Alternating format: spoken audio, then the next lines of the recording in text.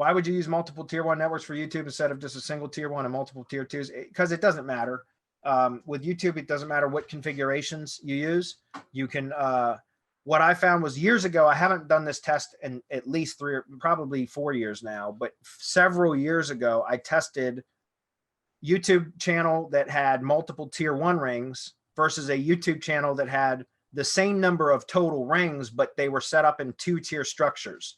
And what I'd found at that time when I did the testing, and I did it extensively across multiple projects, but I found that the videos that would get syndicated out to the YouTube channel that only had, you know, let's say 8 tier 1 rings. Let's just use that as an example, which would be the same as two tier networks, right?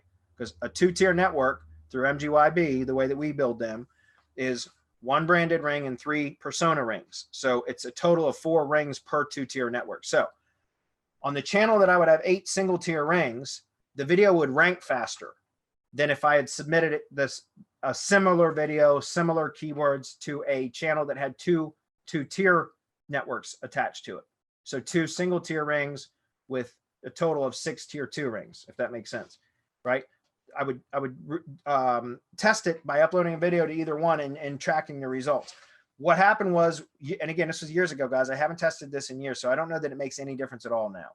But back then, the video that went out to just the single tier rings would typically rank faster, but it would also, if no additional SEO work was done other than just syndicating it out to the networks, it would start to slip. It would start to fall in rankings faster than the video that I would push through the 2-tier networks, which would be slower to rank, but once it would rank, it would stick longer, if that makes sense. So anyways, that's why I do it. I haven't tested it in years. I don't know if there's any difference at all, if one's more effective than the other at all anymore. So it's really just a matter of preference. I always preferred the 2-tier rings, or excuse me, the 2-tier network setups for YouTube channels, but you can do it however you see fit. All right. Why themed ring isn't a branded ring? Can you give an example of this non-branded ring? Yeah, well, like if it's Joe's Tree Service is the company, but you can have a persona ring, which would be like, I don't know, John Smith. And then you can have a themed ring, a topically themed ring, or even a geographically themed syndication network.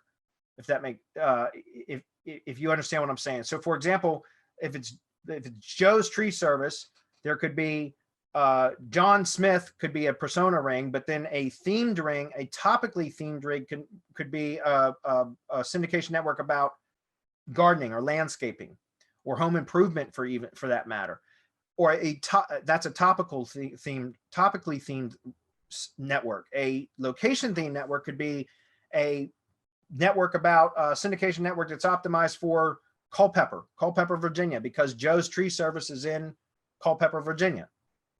Is that clear? So, but it's just a way that if you're going to syndicate content to other networks, you don't want them to only, for blog syndication, you don't want to continually syndicate content to other networks other than branded networks if that's the only content getting syndicated. You want to mix it up. On the other networks, other than the branded networks, you'd want to have additional related, relevant content on those networks to where it's not clearly being used to only promote your one brand. Okay.